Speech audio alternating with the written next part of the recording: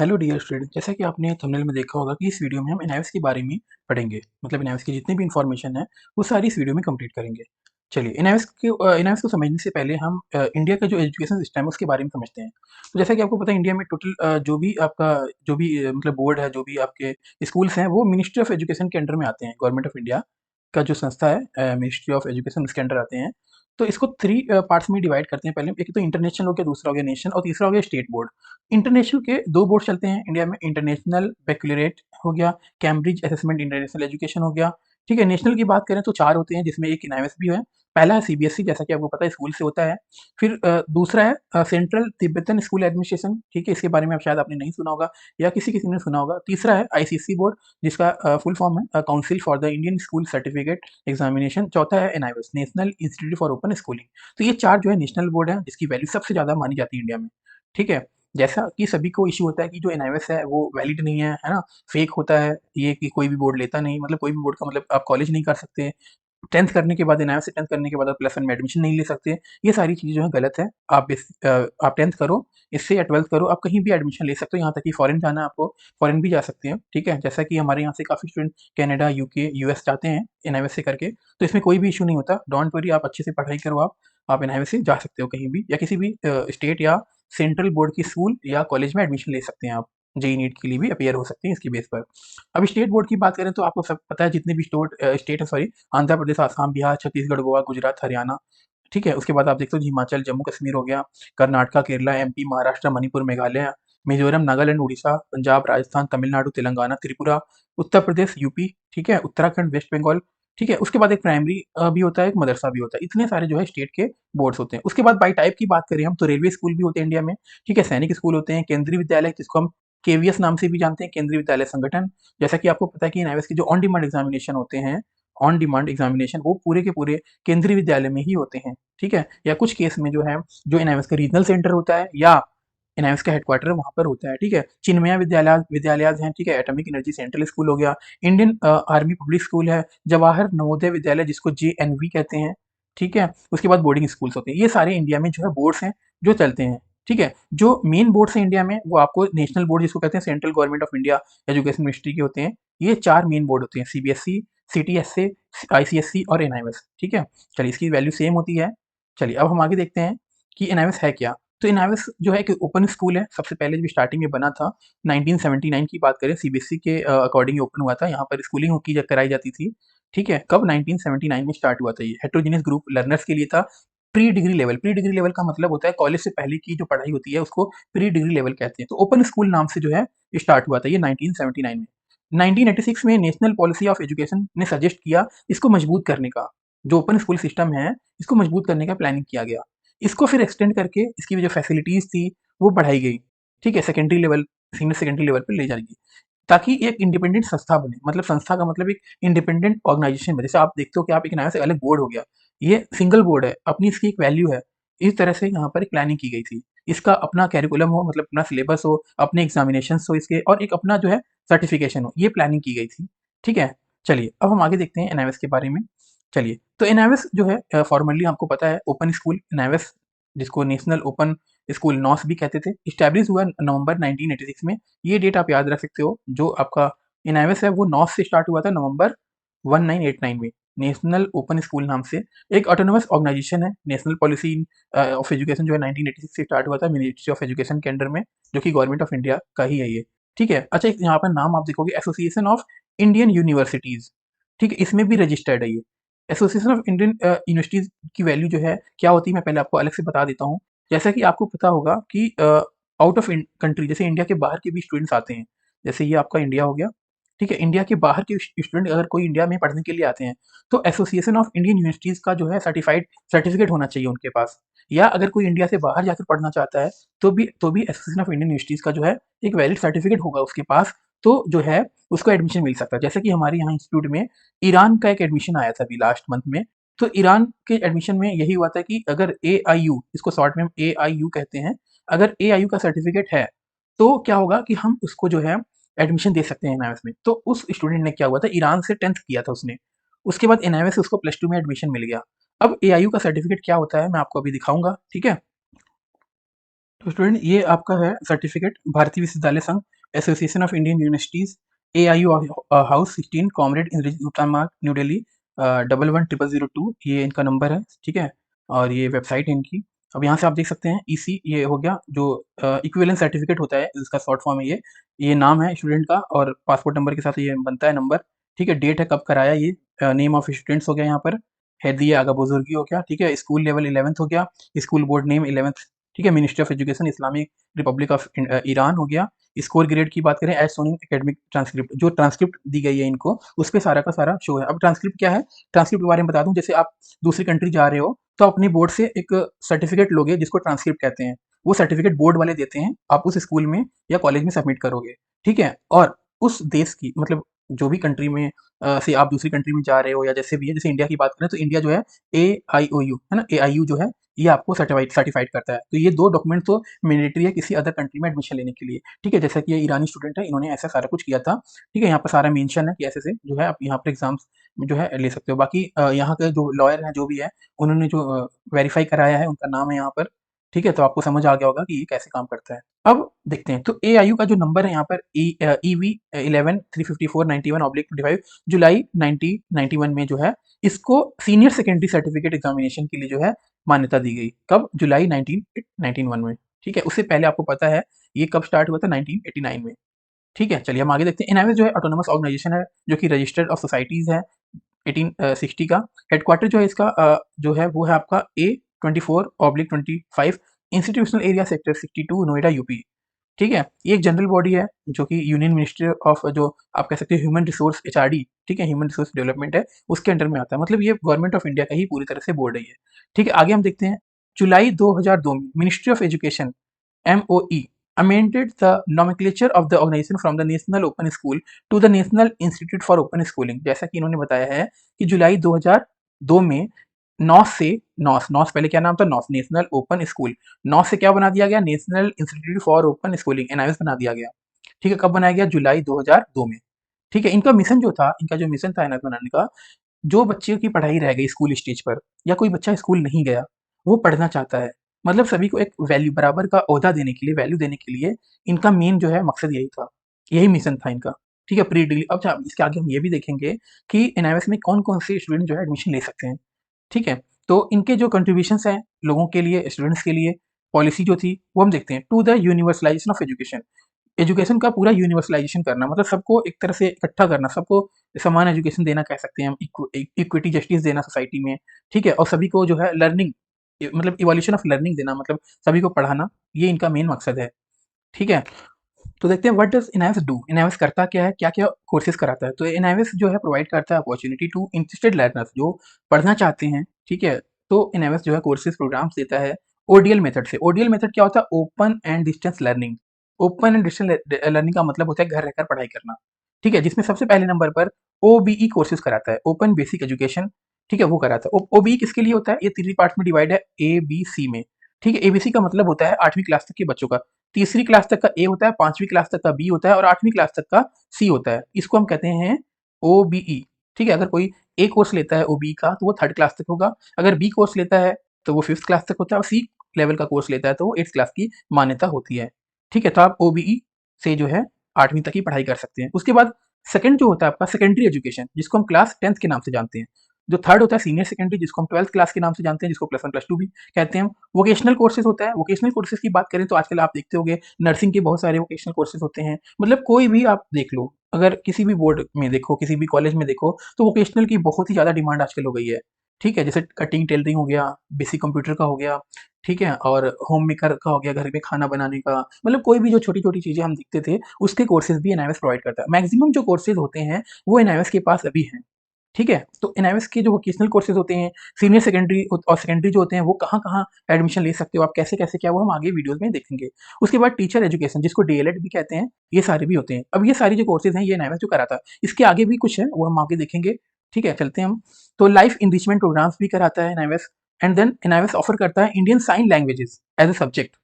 अब sign languages क्या, अभी हम देखेंगे। सेकेंडरी लेवल पे कराता है ये, सेकेंडरी लेवल पे जो कराता है वो हियरिंग इम्पेयरमेंट, मतलब अगर कोई सुनने में किसी को प्रॉब्लम है, वो सारे जो है कोर्सेज भी कराता है इंडिविजुअली, ठीक है, चिल्ड्रन के लिए।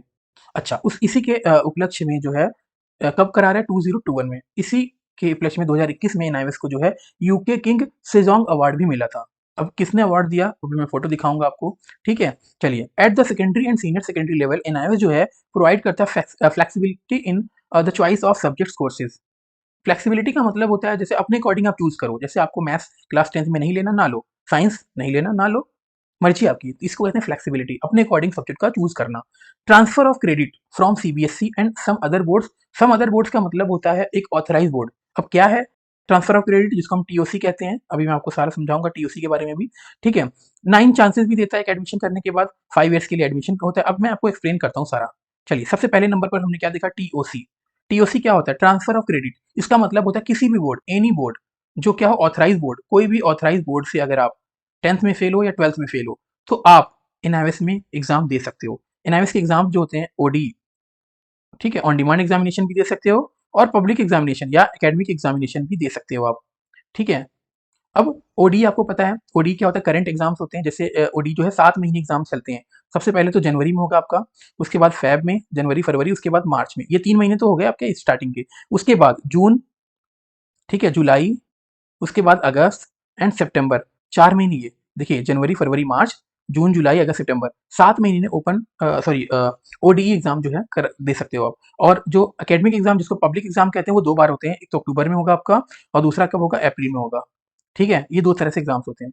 तो अब मैं वापस से टीओसी के बारे में समझाता हूँ। अगर आप किसी भी बोर्ड से, एनी बोर्ड से 10th में या 12th में फेल हो तो आप ओडीई या पब्लिक एग्जामिनेशन दे सकते हो। अब पब्लिक एग्जामिनेशन और ओडी में कौन कौन से सब्जेक्ट ले सकते हैं, जैसे मैं एग्जांपल बताता हूँ कि कोई बच्चा है, ठीक है, वो सीबीएसई में उसने पेपर दिया, ठीक है, सीबीएसई में वो 4 में पास हो गया और एक में कंपार्टमेंट आ गई, 4 पास है, ठीक है, और एक में कंपार्टमेंट है। तो वो क्या कर सकता है स्टूडेंट, 2 सब्जेक्ट, कितने सब्जेक्ट, 2 सब्जेक्ट जो है सीबीएसई का ले लेगा एनआईएस में, प्लस 3 सब्जेक्ट जो है एनआईएस का ऐड कर लेगा। मतलब 2 सीबीएसई के आ गए और 3 जब एडमिशन लेगा, 3 सब्जेक्ट एनआईएस के ऐड करके टोटल कितने बन गए, 5 सब्जेक्ट। ये 5 सब्जेक्ट हो गए, तो 2 तो ऑलरेडी एडेड है, ऑलरेडी पास है सीबीएसई में, तो 3 पेपर सिर्फ देगा वो। 3 पेपर में अगर वो पास हो जाता है तो 5 सब्जेक्ट पास का जो है उसको सर्टिफिकेट एनआईएस से ही मिलेगा। याद रखना, सीबीएसई से नहीं, एनआईएस ही प्रोवाइड कराएगा, उसी को हम कहते हैं टीओसी। ट्रांसफर ऑफ क्रेडिट का मतलब सीबीएसई के मैक्सिमम 2 सब्जेक्ट आपने एनआईएस में ऐड करा लिए, बाकी 3 सब्जेक्ट, बाकी 3 सब्जेक्ट्स क्या किया आपने, एनआईएस का ऐड करके 3 एग्जाम दिए, पास हो गए तो आपको सर्टिफिकेशन मिल जाएगी। तो ये आपका ट्रांसफर ऑफ क्रेडिट होता है, ठीक है। तो ट्रांसफर ऑफ क्रेडिट समझ आ गया होगा। चलिए, अब हम बात करते हैं 9 चांसेस की बात करते हैं। अब 9 चांसेस का कॉन्सेप्ट क्या है, जैसे आप कभी भी एडमिशन लेते हो एनआईएस में तो वो 5 ईयर्स के लिए क्या रहता है, एलिजिबल रहता है। मतलब जैसे आपने पहले साल एडमिशन लिया तो उसका पेपर जो है एक बार होगा, 8 महीने, 10 महीने या 9 महीने बाद, 10 महीने बाद, 12 महीने बाद भी होता है। जैसे अप्रैल में आपने एडमिशन लिया तो अप्रैल में पेपर होंगे, ठीक है, एक पेपर तो हो गया। उसके बाद आप हर 6-6 महीने बाद पेपर दे सकते हो। तो 1 साल तो पहले ही खत्म हो गया, उसके बाद बचे 4 साल। तो 4 साल, हर साल में 2 बार पेपर होते हैं ना, तो एक तो ये और 2 का अगर हम 4 से मल्टीप्लाई करें कितनी हो जाएगा, 8। 8 बार ये और 1 बार ये, 9 बार आप पेपर दे सकते हो। सिर्फ एग्जाम फी पे करो, पेपर दो। जैसे पहले साल आपने 2 पेपर क्लियर कर लिया, अगले 6 महीने बाद आप फिर पेपर दे दो, अगर नहीं क्लियर हो फिर दे दो, देते रहो। जिसमें पास हो गए उसको देने की जरूरत नहीं है। अगर पास होकर देना भी चाहते हो कि इंप्रूवमेंट के लिए अच्छे मार्क्स आ जाए तो दे सकते हो, ठीक है। तो ये होता है 9 चांसेस का कॉन्सेप्ट। 5 ईयर्स भी समझ आ गया। उसके बाद पीसीपी क्लासेस होती हैं। पीसीपी का मतलब होता है personal contact programme. Personal contact programme का मतलब जैसे आपने एडमिशन ले लिया तो जो आपका स्टडी सेंटर असाइन हुआ है, उसमें एक स्टडी सेंटर असाइन होता है, तो आप उस स्टडी सेंटर में जाकर, ठीक है, उस स्टडी सेंटर में जाकर अपने जो प्रॉब्लम्स है टॉपिक से रिलेटेड या कोई भी एनालिसिस से रिलेटेड आप वहाँ पे डिस्कस कर सकते हैं, ठीक है। इसका हॉल टिकट भी आता है, अपनी पोर्टल से डाउनलोड कर सकते हैं या तो जिसके थ्रू आपने एडमिशन लिया उनसे कॉन्टेक्ट कर सकते हैं इसके लिए। उसके बाद टीएमए का नंबर आता है। अब टीएमए क्या है वो भी मैं आपको समझा देता हूँ। चलिए, जैसे आपने एनआईएस में एडमिशन लिया, ठीक है, एडमिशन लेने के बाद आपके क्या-क्या होंगे वो सारा कुछ मैं बता देता हूँ आपको। सबसे पहले तो आप पीसीपी क्लासेस ले सकते हो। उसके बाद आपको असाइनमेंट्स देने पड़ेंगे जिसको टीएमए कहते हैं, टीएमए। उसके बाद प्रैक्टिकल एग्जाम्स होंगे, ठीक है, प्रैक्टिकल होंगे। उसके बाद थ्योरी एग्जाम्स होंगे, ठीक है। तो इतने तरह से जो है आप पेपर देके क्लियर कर सकते हो। अब पीसीपी आपको पता ही है, पर्सनल कॉन्टैक्ट प्रोग्राम है, आपको स्टडी सेंटर जाकर अपने डाउट्स क्लियर होंगे। इसके भी मार्क्स लगाते हैं स्टडी सेंटर वाले, 5 मार्क्स लगाते हैं, बाकी डिपेंड करता है, वहाँ पर एक बार जाकर डिस्कस कर लेना। उसके बाद टीएमए की बात करें तो जितने भी थ्योरी का पेपर देते हो आप, जैसे 100 नंबर का पेपर दे रहे हो, तो ये 100 नंबर का पेपर तो दोगे, लेकिन इसका वेटेज जो है वो 80% ही काउंट होगा। बाकी 20% टीएमए के ऐड हो जाएंगे। जैसे आपने हिंदी का पेपर दिया मान लो, ठीक है, हिंदी का पेपर आपने 100 नंबर का दिया, 100 में से आपके यहाँ 80, तो 80 आपके काउंट नहीं होंगे, आपके काउंट होंगे 80 का 80% कितना हो गया, 64 मार्क्स। बाकी का जो 20 गया वो कहाँ गया, असाइनमेंट में। मान लो असाइनमेंट में आपके आ गया 18 नंबर 20 में से, तो 18 और 64, 64, इन सभी को ऐड करके जितने नंबर बने वो आपके फाइनल मार्क्स बनेंगे, ठीक है। अब हम बात करते हैं प्रैक्टिकल वाले के लिए। चलिए, अब आपने क्या किया, मान लो आपने एग्जाम्पल ले लिया मास कम्युनिकेशन का एग्जाम दिया, ठीक है, मास कॉम का जो पेपर होता है वो कितने का होता है वो देखते हैं। मास कॉम का पेपर जो है 80 का होता है, ठीक है, और 20 जो है प्रैक्टिकल का होता है। तो ये 80 थ्योरी का हो गया और प्रैक्टिकल का 20 हो गया। अब 80 थ्योरी का दोगे इसका मतलब क्या है, 20% असाइनमेंट्स में भी तो चले जाएंगे इसके, ठीक है। तो प्रैक्टिकल के मान लो आपके आ गए कितने, 18 नंबर, ठीक है, और 80 का पेपर दिया आपने, इसका वेटेज कितना हो जाएगा 64 का, ठीक है। बाकी 20 कहाँ गए, असाइनमेंट्स के लिए गए। तो असाइनमेंट में मान लो फिर 18 नंबर मिल गए, ठीक है। अब आपने पेपर दिया 80 का, आपके आए मान लो 64, तो 64 का आप कितना निकालोगे 80%, तो 80% इसका निकाल लो कितना हो जाएगा, 80% अगर निकालोगे तो 8 4 32, 3 हो गया, 8 6 48, 51.2, मतलब 51.2 जो है मार्क्स मिलेंगे। मतलब 80 नंबर आपने मास कॉम का पेपर दिया, आप क्या 64, लेकिन आपको मिलेंगे कितने 51.2। देखिए अब थ्योरी में मिल गया 51.2, प्लस टीएमए मिल गया 18, प्लस प्रैक्टिकल में मिल गया 18, इन सभी को ऐड करके जितने नंबर बने ये आपके फाइनल मार्क्स होंगे। तो अब आपको जो है कॉन्सेप्ट समझ आ गया होगा टीएमए, प्रैक्टिकल एग्जाम और थ्योरी एग्जाम का, ठीक है। चलिए उसके बाद यहाँ पर इन्होंने कहा कि अगर आप चाहते हो किसी अदर लैंग्वेज में एग्जाम देना, हिंदी, इंग्लिश, उर्दू जो भी है मीडियम आपने चूज किया, अगर अदर अदर मीडियम में देना चाहते हो, उर्दू, मराठी, जो भी 28 सब्जेक्ट्स हैं यहाँ पर मीडियम के, वो भी दे सकते हो आप, ठीक है। चलिए हम आगे चलते हैं। यहाँ पर तेलुगु, ये सारे लैंग्वेजेस जो लिखे हैं आप इसमें जो है एग्जाम दे सकते हो। वोकेशनल भी ऐसे ही होते हैं। चलिए अब एग्जामिनेशन की बात करें, जैसा कि मैंने आपको बताया कि साल में 2 बार एग्जाम होते हैं, अप्रैल मई में और अक्टूबर नवंबर में। अप्रैल ही मान के चलो, जो मई होता है और नवंबर होता है मोस्टली वोकेशनल के लिए होता है। एक आधा पेपर शायद मई में चला जाए, नहीं तो मोस्टली एग्जाम जो है अप्रैल में हो जाते हैं और अक्टूबर में हो जाते हैं, ठीक है, और वोकेशनल जो है नवंबर में चले जाएंगे। तो ये दो जो है ऐसे होते हैं। बाकी ऑन डिमांड के बारे में बताया था मैंने, जनवरी में, ठीक है, फरवरी में, मार्च में, ये 3 महीने हो गए। उसके बाद जून, जुलाई, अगस्त और सितंबर, ये 4 महीने, टोटल 7 महीने ऑन डिमांड की एग्जामिनेशन होता है। और जो भी एग्जाम देते हो आप, तो बोर्ड तो कहता है कि 45 डेज में रिजल्ट आउट करता है, लेकिन मान के चलो 60 डेज, ठीक है। वैसे 45 टू 60 डेज में जो है रिजल्ट आ जाता है। चलिए अब हम बात करते हैं एनआईएस में अभी कौन प्रेसिडेंट जो है, डिजिग्नेशन क्या है, उनका नेम क्या है। तो चेयरपर्सन मैम जो है यहाँ पर, अभी मैम है यहाँ पर, चेयरपर्सन चेयरमैन जो है वो प्रोफेसर सरोज शर्मा जी हैं। सेक्रेटरी आईसी है, डायरेक्टर एकेडमी के डॉक्टर राजीव कुमार सिंह है। डायरेक्टर ट्रिपल एस के जो है श्री एस विजय कुमार हैं। डायरेक्टर वोकेशनल के जो है कैलाश बंसल है, वोकेशनल जो आपको बताया मैंने भी। डिप्टी डायरेक्टर जो है एस संगतनम है, ठीक है। और उसके बाद पब्लिकेशन ऑफिसर जो है डीएन उप्रेती हैं। सिस्टम एनालिसिस प्रोग्रामर जो है नवीन भाटिया है। अब अगर आपके अकॉर्डिंग देखा जाए तो जो श्री नवीन भाटिया जी हैं, ये मेन पर्सन है, क्योंकि ऑनलाइन जो भी काम होता है इनके अंडर में ही होता है। जैसे आप एडमिशन करते हो, रिजेक्शन लग गई, जो भी है सारा इनके अंडर में होता है, ठीक है। जो भी इश्यूज होते हैं ऑनलाइन वाले, सारे मिस्टर नवीन भाटिया जी ही देखते हैं, ठीक है। उसके बाद असिस्टेंट डायरेक्टर जो है आदित्य कुमार हैं। अकाउंट ऑफिसर जो है रंभा, श्रीमती रंभा कुमारी जी हैं, ठीक है। नेक्स्ट है, how does NIS function, NIS काम कैसे करता है। तो एनआईएस के 5 जो है डिपार्टमेंट्स हैं, रीजनल सेंटर्स हैं, सब रीजनल सेंटर्स हैं, एनआईएस के सेल्स हैं, स्टडी सेंटर्स हैं। स्टडी सेंटर में 2 होते हैं, एक एआई होता है और दूसरा एवीआई होता है। जब पब्लिक एग्जामिनेशन की बात करें, जैसे अक्टूबर में एग्जाम जो होते हैं, अप्रैल में एग्जाम्स होते हैं, 10th 12th जो करते हैं, ठीक है, पब्लिक एग्जामिनेशन स्कूलिंग के लिए एआई होते हैं। अगर वोकेशनल की बात करें तो वोकेशनल का एवीआई होता है, ठीक है। तो यहाँ पर एडमिशन होते हैं, ये चूज करते हो और ऐसे एग्जाम्स होते हैं। पूरी दुनिया का मतलब पूरी इंडिया में तो है ये, साथ के अलग कंट्री में किस किस अलग अलग कंट्री में एनआईएस वो भी हम देखेंगे। चलिए आगे देखते हैं। एनआईएस जो लार्जेस्ट ओपन स्कूलिंग सिस्टम है पूरी दुनिया में, अगर हम बात करें अभी 5 साल के अराउंड का, तो 4.13 मिलियन जो है स्टूडेंट्स इनरोल हुए इसमें, ठीक है।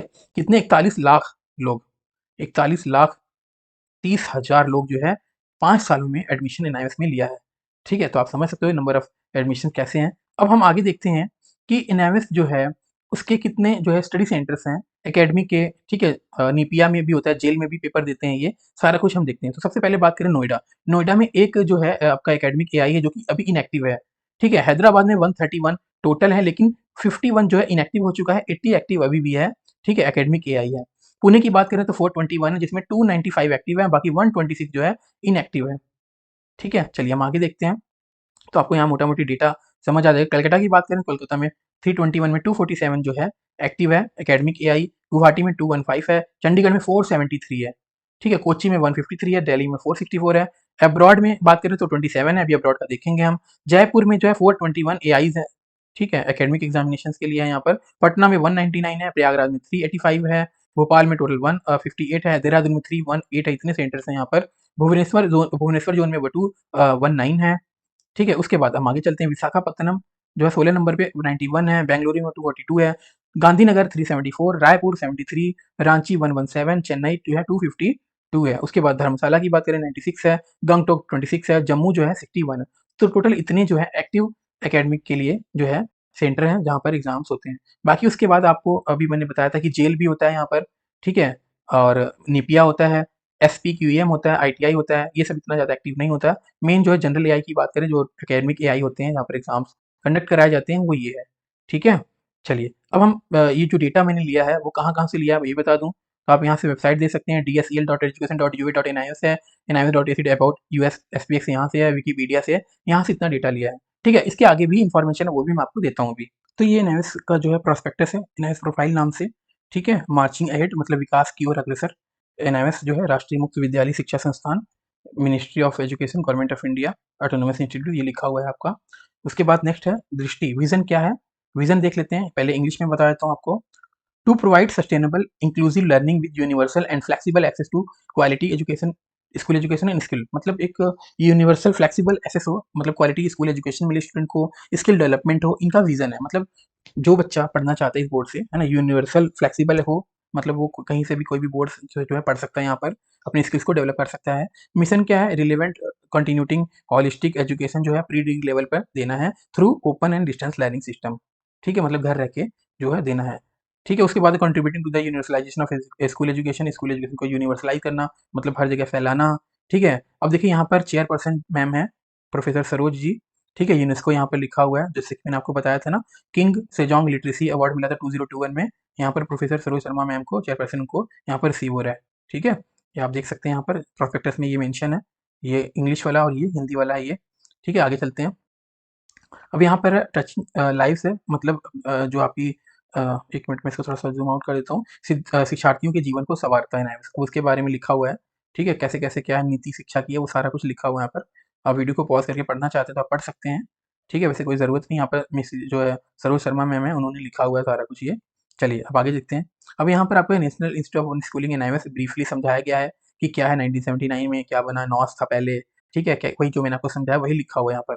उसके बाद देखिए यहाँ पर कुछ स्टूडेंट ऐसे हैं जो सिलाई का काम सीख रहे हैं ना, मशीनी मैकेनिकल का काम सीख रहे हैं, तो ये सारा जो स्किल जो है एनआईएमएस जो प्रोवाइड कराता है वोकेशनल के थ्रू। ऑब्जेक्टिव के बारे में जो है, ऑब्जेक्टिव का मतलब कि ये क्यों और कैसे काम कर रहे हैं, क्या ऑब्जेक्ट है इनका कराने का, जैसे कि मैंने आपको पहले ही बता दिया शॉर्ट में, वो यहाँ लिखा हुआ है। उसके बाद है organizational structure of national institute for open schooling, पूरा का पूरा ऑर्गेनाइजेशन कैसे काम करता है वो यहाँ पर है। जैसे देखिए ये नायक सोसाइटी रजिस्टर्ड हुई पहले, जनरल बॉडी बनी, उसमें बॉडी में 3 पार्ट है, फिनांस कमिटी है, चेयरपर्सन है, एकेडमिक काउंसिल है। अब इसको थोड़ा-सा और मैं ज़ूम करके समझाता हूँ। अब बात करते हैं चेयरपर्सन, ठीक है? चेयरपर्सन के अंडर में ही सारा कुछ होता है, जैसे कि प्रोफेसर सरोज शर्मा मैम है। पहले नंबर पर एकेडमिक डिपार्टमेंट है, वोकेशनल एजुकेशन डिपार्टमेंट है, इवैल्यूएशन डिपार्टमेंट है, एडमिनिस्ट्रेशन डिपार्टमेंट हो गया, student support service SSS triple S जिसको कहते हैं डिपार्टमेंट है, ठीक है? अभी हमने इससे पहले देखा था, पहले वाली वीडियो में भी कह सकते हो आप। ठीक है, कंप्यूटर यूनिट हो गया, कैपेसिटी बिल्डिंग सेल हो गया, मतलब पूरी की पूरी बिल्डिंग जो है, मीडिया यूनिट हो गया, सेंटर फॉर रिसर्च एंड है ना, डायस्पोरा स्टडीज हो गया, इंडियन नॉलेज ट्रेडिशनल सेल हो गया। ये इतने जो है चेयरपर्सन मैम के अंडर में, चेयरपर्सन के अंडर में आते हैं। पहले बात करते हैं एकेडमिक में जो है ओबीई यूनिट होता है, सिंधी सेल होता है, लाइब्रेरी है, रिसर्च एंड डेवलपमेंट सेल हो गया, तो ये आपका एकेडमिक का हो गया, ठीक है। वोकेशनल का तो एक ही हो गया। इवोल्यूशन में रिजल्ट सेल हो गया, रिजल्ट सेल मतलब जहाँ से आपका रिजल्ट क्लियर होता है, पब्लिश होता है। कंडक्ट सेल, ठीक है, जो सारा एग्जामिनेशन या जो भी चीज़ कंडक्ट कराते हैं वो। कॉन्फिडेंशियल सेक्शन हो गया, सीक्रेट ब्रांच हो गया, मार्क्स एंड माइग्रेशन ब्रांच हो गया, वोकेशनल एग्जाम यूनिट भी इसी के अंडर में आता है, बेसिक लिटरेसी असेसमेंट सेल भी इसके अंडर में आता है। उसके बाद एडमिनिस्ट्रेशन डिपार्टमेंट की बात करें, इसमें काफ़ी ज़्यादा है, जैसे परचेज एंड मेंटेनेंस ब्रांच हो गया, कोई चीज़ परचेज, जैसे आपका क्वेश्चन पेपर तैयार हो रहा है, जो भी चीज़ें परचेज करनी जो भी है।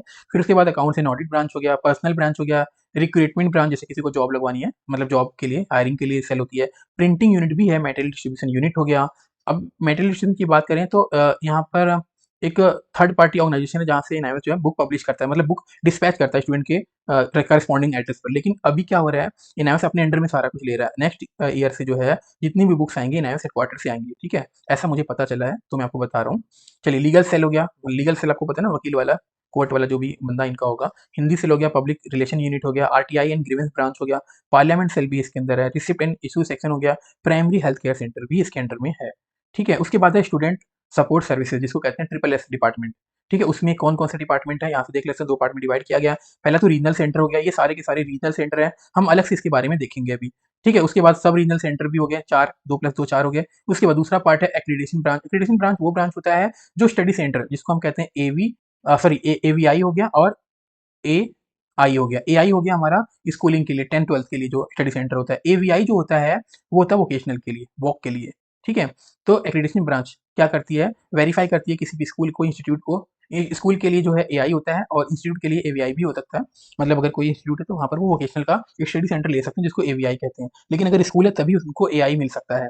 अगर वो 10th क्लास तक स्कूल है तो उनको 10th क्लास तक ही मान्यता मिलेगी, मतलब 10th क्लास का ही पेपर करा सकते हैं वो। अगर 12th तक का है तो 10th और 12th दोनों मिल सकता है उसको। ठीक है, एडमिशन ब्रांच हो गया, कोऑर्डिनेट ब्रांच हो गया, माइनॉरिटी सेल है, और एलएससी लर्नर सपोर्ट सेंटर भी होता है। ठीक है, आपको समझ आ गया होगा ये। फिर हम आगे चलते हैं। अब थोड़ा-सा ज़ूम करके देखते हैं रीजनल सेंटर, सब सेंटर कहाँ-कहाँ हैं। जम्मू, धर्मशाला, चंडीगढ़ हो गया, देहरादून। अब चंडीगढ़ जो है इधर हिमाचल का कुछ एरिया कवर करता है, ठीक है? उसके बाद पंजाब पूरा आता है इसके अंडर में, और हरियाणा का कुछ एरिया आ गया, जैसे अम्बाला और कुरुक्षेत्र के वहाँ तक उधर का एरिया हो गया। ये चंडीगढ़ सेल से ही कंट्रोल होता है सारा कुछ। उसके बाद जयपुर का हो गया, जयपुर आपको पता ही सारा। कोटा का अलग हो गया, ठीक है? दरभंगा, शिलांग और एक पोर्ट ब्लेयर। यहाँ पर देखिए रेड और ब्लैक से है, जिसमें जो रेड है वो रीजनल सेंटर्स होते हैं, ठीक है? उसके बाद सब सेंटर 4 यहाँ पर मेंशन है, आप सभी को देख सकते हो कहाँ-कहाँ पर क्या-क्या मैप पे है, ठीक है? वही चीज़ हिंदी में देखना है तो आप हिंदी में भी देख सकते हैं। प्रयागराज इलाहाबाद में भी है, ठीक है? पटना में भी है, दरभंगा में जो है सब सेंटर है यहाँ पर, उपकेंद्र जिसको कहते हैं। चलिए आगे देखते हैं हम। अब यहाँ पर देखते हैं स्टडी सेंटर कहाँ-कहाँ, कैसे-कैसे हैं। ये देखिए 21 तक का डेटा है। ये जो मैं वीडियो बना रहा हूँ ये 21 तक का डेटा है। अभी एक वीडियो जो है मैं बनाऊँगा, इसके आगे का पार्ट भी देख सकते हो आप, इसमें भी है कि अभी करंटली कितने स्टूडेंट्स इन्वॉल्व हुए हैं, ठीक है? वो भी देखेंगे हम, ठीक है? तो अभी ये जो पीडीएफ मैं आपको शो कर रहा हूँ, ये 21 तक का डेटा है, ठीक है? तो एक्रीडिटेशन इंस्टीट्यूट जो है 4469 है। मैं थोड़ा ज़ूम कर देता हूँ इसको।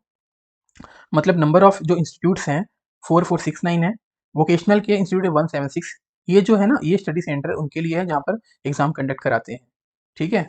स्कूल है ये वोकेशनल है जिसमें इंस्टीट्यूट भी आते हैं, स्कूल भी आते हैं। एजेंसीज़ जो हैं 1462 1462 इज़ और जेल की बात करें तो 187 जेल है जहाँ पर एग्ज़ाम कंडक्ट कराता है। वो जेल में जो कैदी हैं, कैदियों के लिए भी ये सुविधा है। 187 जेल जो है इंडिया में जहाँ पर ये कराए जाते हैं। अब आप यहाँ पर देख सकते हैं कि कौन से स्टेट में कितने जो है स्टडी सेंटर्स हैं, कितने वोकेशनल हैं, ठीक है? अगर आपको इंडियन पॉलिटिकल मैप आता है तो आप यहाँ से समझ सकते हैं, ठीक है? बाकी मैं अलग-अलग भी जो है समझा चुका हूँ इससे पहले, ठीक है?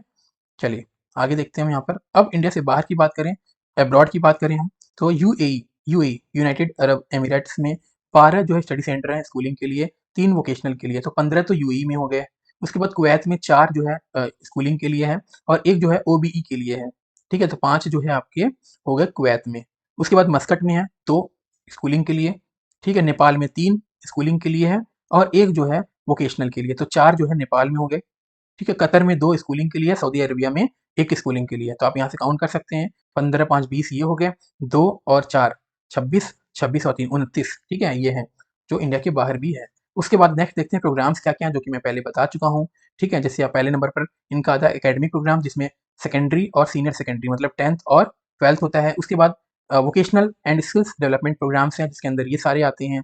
सर्टिफिकेट कोर्सेज़ आते हैं, डिप्लोमा कोर्सेज़ हैं, स्टैंड अलोन सर्टिफिकेट कोर्सेज़ हैं। Integrated academic and vocational secondary and senior secondary है, वोकेशनल है, इसमें काफ़ी ज़्यादा है, बहुत ज़्यादा कोर्सेज आप वोकेशनल में देख सकते हो एनआईएस में। उसका अलग से वीडियो बना दूंगा मैं आपको, ठीक है? ओपन बेसिक एजुकेशन प्रोग्राम्स की बात करें तो जैसा कि मैंने स्टार्टिंग में भी बताया था आपको ये वाली वीडियो में, कि ए लेवल में क्लास 3 है, बी लेवल में क्लास 5 और सी लेवल अगर पढ़ते हो तो क्लास 8 के बराबर है, ठीक है? उसके बाद टीचर एजुकेशन प्रोग्राम की बात करें तो डीएलएड हो गया, early childhood care and education हो गया, योगा टीचर एंड ट्रेनिंग भी कराया जाता है इसके अंदर में। उसके बाद अगर बात करें हम लर्निंग स्ट्रेटजी की, आप पढ़ाई कैसे कर सकते हो इसमें, तो आप देख सकते हो यहाँ पर प्रिंटेड मटेरियल भी प्रोवाइड करते हैं, कॉन्टेक्ट सेशन जिसको पीसीपी कहते हैं हम, लैब प्रैक्टिकल्स भी होते हैं स्टडी सेंटर में, ब्रॉडकास्ट का मतलब होता है टीवी पर भी इसके चैप्टर्स पढ़ाए जाते हैं, community radio, web radio, radio पर भी आता है ये, मूक्स में आता है, टेलीकास्ट होता है, ठीक है? टेली कॉन्फ्रेंस होता है। अब आपको यूट्यूब पे भी पढ़ाया जा रहा है, तो यूट्यूब पे भी आप इनकी वीडियोस पढ़ सकते हो, ठीक है? ये सारी की सारी जो है कि स्ट्रेटजी है बच्चों को पढ़ाने की। अब हम देखते हैं 18, 19, 20 मतलब 2018, 2019, 2020 में कितने स्टूडेंट्स एनरोल हुए एकेडमिक और वोकेशनल में। तो 2018 की बात करें, ठीक है? तो टोटल इतने 5,39,314 जो है बच्चे एनरोल हुए थे। 2019 में 5,16,797, 2020 में 3,98,042। अब आप देखो 2018 में सबसे ज़्यादा एडमिशन हुए और 2020 में काफ़ी कम एडमिशन्स हुए थे। ठीक है? चलिए आगे देखते हैं।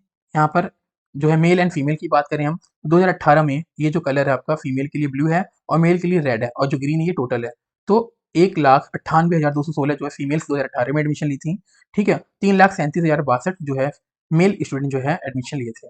2019 की बात करें तो 1,80,000 फीमेल, 3,32,000 जो है मेल। उसके बाद 2020 की बात करें तो 1,30,000 फीमेल, 2,63,000 जो है आपका मेल।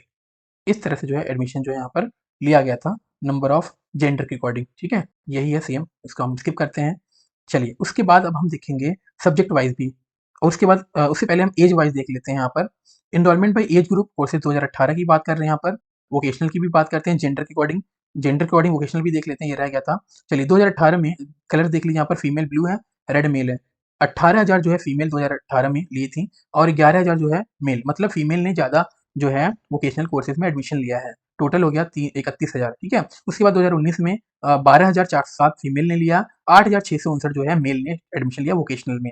2020 की बात करें तो 3,592 जो है फीमेल ने लिया, और मेल ने लिया 3,860। तो 2020 में मेल ने थोड़ा ज़्यादा 300 अराउंड जो है 332 स्टूडेंट जो है ज़्यादा एडमिशन लिया था। ठीक है, तो आप देखो 2018 से जो है एडमिशन कम हुए हैं एनआईएमएस में, अगर 2020 तक का डेटा देखें। उसके बाद एज ग्रुप की बात करें तो 14 से 20 साल के जो बच्चे हैं वो सबसे ज़्यादा एडमिशन ले रहे हैं, आप देख सकते हो यहाँ पर, है ना। ये जो फीमेल का कलर है वो आप देख सकते हो फिरोजी कलर है ये। ठीक है, स्काई ब्लू भी कह सकते हो आप इसको कलर। कितने हैं? 1,07,941। ठीक है, 2,20,000 जो है मेल ने एडमिशन लिया। कितनी एज ग्रुप के? 14 से 20 साल। उसके बाद 21 से 25 वाले इतने एडमिशन ले रहे हैं, 16 से 30 वाले भी ले रहे हैं, 31 से 35, 36 से 40, 41 से 45, 46 से 50, और अबव 50 भी ले रहे हैं। जैसा कि मेरे इंस्टीट्यूट में एक अंकल जी हैं, वो 53 ईयर के हैं, और एक आंटी हैं, ठीक है, वो हैं 56 की। वो भी दोनों पढ़ रहे हैं, दोनों क्लास 10th पढ़ रहे हैं। ठीक है, तो इस तरह से आप देखो इतने जो है एज वाले एनआईएमएस में एडमिशन लेते हैं। अबव 50 की बात करें तो 2377, 2377 एडमिशन जो है फीमेल्स हैं, और 3828 जो है मेल स्टूडेंट जो है 50 अबव के एडमिशन ले रहे हैं। बाकी देखो 36 से 40 साल वाले भी हैं, 41 से 45, इतने इतने एडमिशन हैं। ठीक है, तो एनआईएमएस में एज ग्रुप कोई नहीं है। अगर आप 14 से ज़्यादा या 14 से हो तो 10वीं में एडमिशन ले सकते हो। अगर 12वीं करनी है तो 15 या 15 से ज़्यादा एज होनी चाहिए। ठीक है, इनरोलमेंट बाई एज की बात यहाँ पर 1920 की देखिए, ये जो है 18 का डेटा था। ठीक है, उसके बाद 19 का डेटा देख सकते हैं यहाँ पर। अब 18 में जो है फीमेल जो है 10,000 सॉरी 1,00,000 लोगों ने लिया था। वही 19 की बात करें तो 1,10,000 हो गया था, थोड़ा बढ़ गया था। ठीक है, हम आगे देखते हैं। 2020-21 की बात करते हैं हम। तो जो 2020-21 में 78,670 जो है फीमेल थे, 1,72,000 जो मेल थे। ठीक है, इस एज वाले ग्रुप के। बाकी अलग-अलग एज ग्रुप में आप यहाँ देख सकते हैं। ठीक है, उसके बाद नेक्स्ट है मीडियम के अकॉर्डिंग, ये भी ज़रूरी है समझना आपको। ठीक है, इंग्लिश मीडियम में सबसे ज़्यादा एडमिशन होते हैं। 2018 में 2,40,000, 2019 में 2,27,000, और 2020 में जो है 1,77,000 एडमिशन जो है इंग्लिश में अकेला लिया है इन्होंने। हिंदी की बात करें तो ये है, गुजराती तीसरे नंबर पर आता है, बंगाली चौथे नंबर पर, उड़िया जो है 5वें नंबर पर, उर्दू जो है 6ठे नंबर पर, मलयालम 7वें नंबर पर, मराठी 8वें नंबर पर, तमिल जो है 9वें नंबर पर, तेलुगु जो है 10वें नंबर पर आता है। उसके बाद 11वें नंबर पे संस्कृत आता है। ठीक है, मतलब संस्कृत में भी संस्कृत मीडियम भी चूज़ करते हैं स्टूडेंट। तो सबसे ज़्यादा देख सकते हो इंग्लिश मीडियम में ही होता है, दूसरे नंबर पर हिंदी आता है। और इंग्लिश हिंदी को कंपैरिज़न करें तो बहुत ज़्यादा डिफरेंस नहीं है। देखो 2,40,774 ये जो है आपका इंग्लिश का है। हिंदी की बात करें तो 2,27,275, बहुत ज़्यादा डिफरेंस नहीं है ना? आप देख सकते हो 13,000 का डिफरेंस है अप्रॉक्स, तो बहुत ज़्यादा डिफरेंस नहीं है अगर 2-2.5 लाख का एक एवरेज देखो तो। इंग्लिश हिंदी में सबसे ज़्यादा है। उसके बाद गुजराती की बात करें तो हम, ठीक है, 10,000, 14,000, 15,000 ऐसे हैं। इस तरह बंगाली, उड़िया का भी देख सकते हैं आप। ठीक है, तो आपको काफ़ी हद तक समझ आ गया होगा। उसके बाद percentage of learner by subjects की बात करते हैं। तो सेकेंडरी कोर्स में जो लर्नर्स हैं, इतने परसेंट जो है यहाँ पर सेकेंडरी का दिया हुआ है, यहाँ पर लर्नर्स हैं इंग्लिश, हिंदी के, सोशल साइंस के।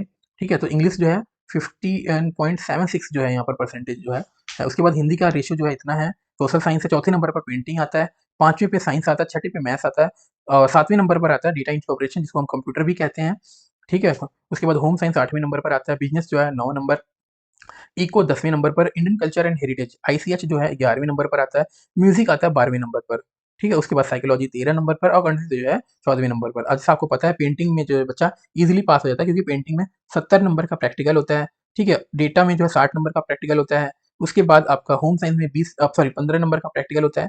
तो इसलिए जो है आप देखते हो इसमें ज़्यादा लिया जाता है। वैसे बात करें म्यूजिक की, म्यूजिक में भी 60 मार्क्स का प्रैक्टिकल होता है, लेकिन म्यूजिक कम लेते हैं क्योंकि इसकी लैंग्वेज किसी को समझ नहीं आती, इसलिए कम लेते हैं। ठीक है, तो इंग्लिश का देख लीजिए 15.76 है, हिंदी का 13.44 है। ठीक है, तो ये जो है सब्जेक्ट वाइज एडमिशंस होते हैं, सेकेंडरी 2020 की है ये। ठीक है, उसके बाद आगे चलते हैं हम। यहाँ पर आपका लैंग्वेजेस के अकॉर्डिंग संस्कृत हो गया 2020 का, लैंग्वेजेस में संस्कृत नंबर 1 पर है। चलिए इसकी पढ़ते हैं। उसके बाद इनरोलमेंट बाई सब्जेक्ट्स ईयर 20, ये सीनियर सेकेंडरी का। तो सब्जेक्ट्स की बात करें तो जो इंग्लिश है, इतने ज़्यादा सब्जेक्ट्स चूज़ किया है इन्होंने, 2020-21 का डेटा है ये। उसके बाद हिंदी है, इंग्लिश 1,98,000 है, हिंदी 1,11,000 है, फिजिक्स 71,000 है, केमिस्ट्री 70,000 है, डेटा एंट्री ऑपरेशन जिसका कोड है 362 आई थिंक यही है, ठीक है, डेटा जो है 69,000 है। पॉलिटिकल साइंस है, पेंटिंग है, बायो, हिस्ट्री, होम साइंस। अब देखिए पेंटिंग का जो रेशियो थोड़ा-सा कम हो जाएगा, क्यों? क्योंकि पहले 70 मार्क्स का प्रैक्टिकल था, अब 60 मार्क्स का प्रैक्टिकल हो गया पेंटिंग क्लास 12th का, इसलिए ये पेंटिंग जो है थोड़ा-सा रिड्यूस हो जाएगा 24 एडमिशन या 25 एडमिशन में। ठीक है, इस तरह से आप सारे सब्जेक्ट दे सकते हैं। लास्ट में मिलिट्री स्टडी 402 नंबर पे आता है। ठीक है, तो ये जो है एनरोलमेंट बाय सब्जेक्ट था ये। ठीक है, आशा करता हूँ आपको समझ आ रहा होगा। नहीं समझ आता तो कमेंट करके ज़रूर बताइए, मैं दोबारा दोबारा से वीडियो बनाकर समझाऊँगा या तो कमेंट करके समझा दूँगा। ठीक है, मलयालम लैंग्वेजेज़ की बात हो गई। अब यहाँ पर जेंडर की बात करें तो जेंडर हम पहले ही देख चुके हैं, ज़्यादा कोई फ़ायदा नहीं है इसका देखकर। आगे चलते हैं हम। रिजल्ट की बात करें, अब रिजल्ट इंपॉर्टेंट है कि कितने बच्चे पास होते हैं, कितने रह जाते हैं। तो बात करते हैं रजिस्टर्ड कितने हुए सबसे पहले। 1,81,000 रजिस्टर्ड होते हैं। अपीयर्ड रेड वाला है, 1,74,000 अपीयर होते हैं, मतलब 1,81,000 में 1,74,000 जो है अपीयर होते हैं। अब सर्टिफाइड मतलब पास कितने होते हैं? 60,000। अप्रैल 2018 में सिर्फ 60,000 बच्चे पास होते हैं। कितने में से? 1,74,000 में। उसके बाद अक्टूबर, आपको पता है ना 2 साल मतलब साल में 2 बार पेपर होते हैं, अक्टूबर और अप्रैल में। चलिए अब अक्टूबर सेशन की बात करें तो 1,24,000 में 1,18,000 लोगों ने पेपर दिया, 46,000 लोग पास हुए। अप्रैल 2019 की बात करें तो 1,65,000 में से 1,58,000 जो है एग्जाम देते हैं और जिसमें से 67,000 जो है पास होते हैं। अक्टूबर 19 में 1,20,000 फॉर्म भरते हैं, 1,15,000 पेपर देते हैं, 50,000 लोग पास होते हैं। ठीक है, ये सेकेंडरी कोर्सेज हैं, 10th क्लास की बात कर रहे हैं। अप्रैल 2020 की बात करें 1,57,000 फॉर्म भरते हैं, 1,54,000 पेपर देते हैं, 1,22,000 जो है पास होते हैं। फिर उसके बाद नेक्स्ट अक्टूबर 2020 की बात करें तो 88,000 लोग फॉर्म भरते हैं, 84,000 जो है पेपर देते हैं और 4,000 सॉरी 44,000 जो है, एक मिनट सॉरी, हाँ 44,000 जो है पास होते हैं, मतलब 50% एक लगा लीजिए पास होते हैं।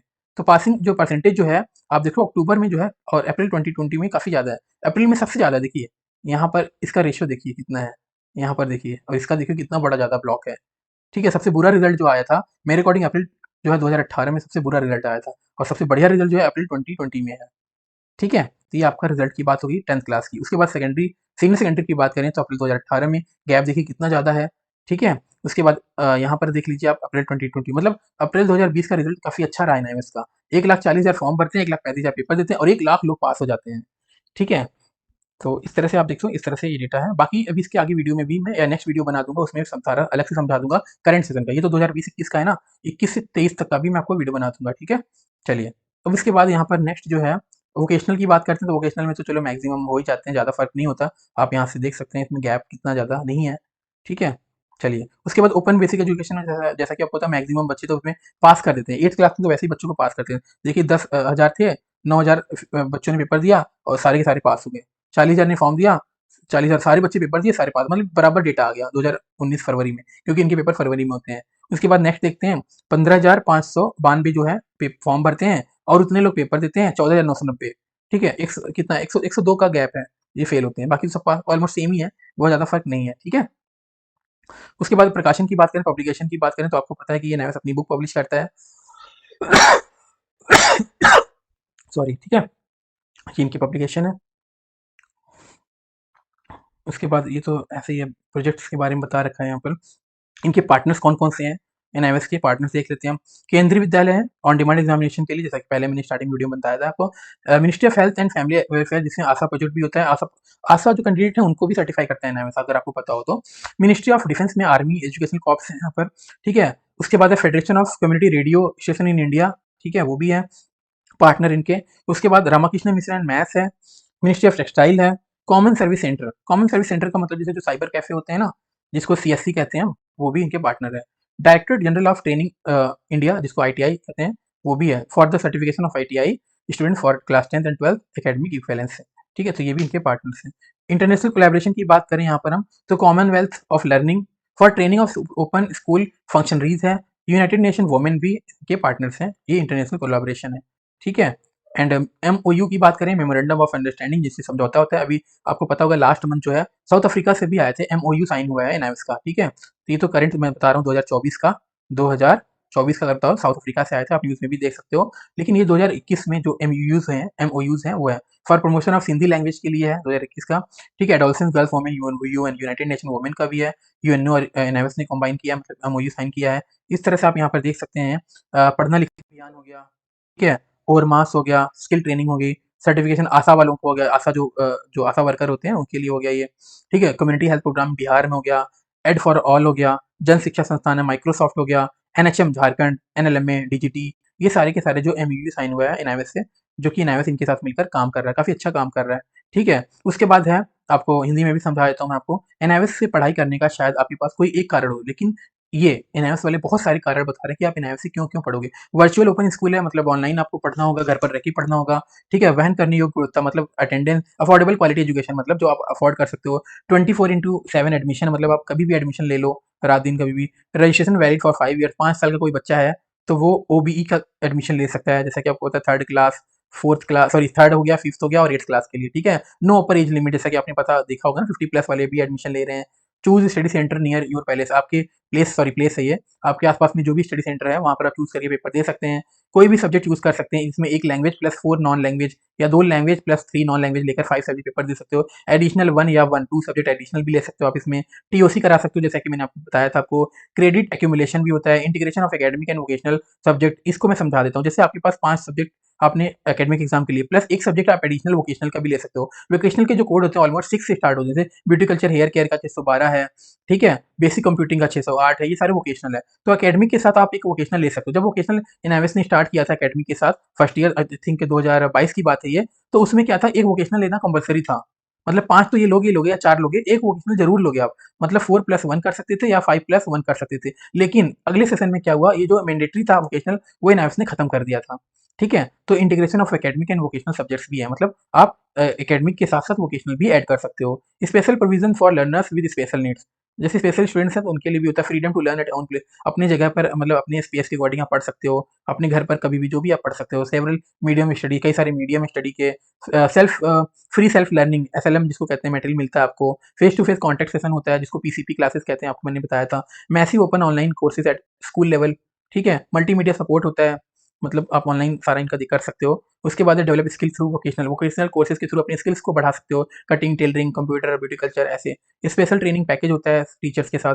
पब्लिक एग्जामिनेशन 2 साल होते हैं, एकेडमिक आपकी चॉइस के अकॉर्डिंग होता है, कब पेपर देना चाहते हो आप। एडमिशन लेने के बाद अपना जो भी लैंग्वेज है चूज़ कर सकते हो अपने अकॉर्डिंग, उड़िया जो भी मैंने आपको बताए थे। ऑन डिमांड एग्जामिनेशन आप दे सकते हो, जो कि 7 महीने चलते हैं, जनवरी, फरवरी, मार्च, उसके बाद जून, जुलाई का सितंबर। रिकॉग्नाइज्ड सर्टिफाइड सर्टिफिकेट्स है ये, मतलब गवर्नमेंट ऑफ इंडिया का ही बोर्ड है, तो ये रिकॉग्नाइज्ड ही है। Secondary and senior secondary for ITI learners के लिए भी होता है ये, ठीक है? तो ये तो आपकी वीडियो में सारा कुछ समझ आ गया। जो भी और कुछ डाउट्स होगा तो आप कमेंट करके ज़रूर बताना, मैं नई वीडियो बना दूँगा, या तो फिर आपको कमेंट में ही आंसर दे दूँगा, ठीक है? जैसे national institute of open schooling है यहाँ पर, autonomous institution under ministry of education, government of India हो गया। आईएसओ सर्टिफाइड है ये, आईएसओ सर्टिफाइड की फोटो मैं भी दिखाता हूँ आपको, ठीक है? इनका एड्रेस दिया है, वेबसाइट, टोल फ्री नंबर है ये। अगर आपको कोई इश्यू तो टोल फ्री नंबर पे कॉल कर सकते हैं। मैं आपको इनका आईएसओ जो सर्टिफिकेट है वो आपको दिखाता हूँ। तो स्टूडेंट्स, ये सर्टिफिकेट है आईएसओ का, यहाँ पर लिखा certificate TUV Nord management system as per ISO, यही हो गया according to T India procedure hereby certified that NIS जो है एड्रेस हेड ऑफिस का है, रीजनल सेंटर का है यहाँ पर, ठीक है? ये आईएसओ सर्टिफाइड है। एंड देन यहाँ पर लिखा है आपका हेड ऑफिस जो हो गया, skill development up to pre degree level through open and distance learning mode, ठीक है? Regional centre implementation of educational programmes and monitoring.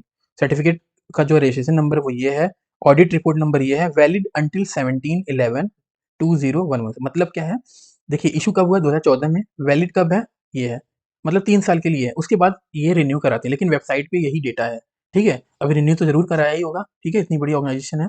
तो अभी जो करंट का चल रहा होगा, तो आपका 23 से 26 का चल रहा होगा ये, ठीक है? ये बॉम्बे से होता है यहाँ से, ठीक है? आप देख सकते हो यहाँ पर टीवी इंडिया हो गया, NABCC UM002 IF, ठीक है? तो यहाँ से देख सकते हैं, ये आपका जो है एनआईएस का जो है आईएसओ सर्टिफिकेट है, जो कि एनआईएस की वेबसाइट से ही डाउनलोड किया है मैंने। जो भी इन्फॉर्मेशन ली है मैंने एनआईएस की वेबसाइट से ही जो है ली है, ठीक है?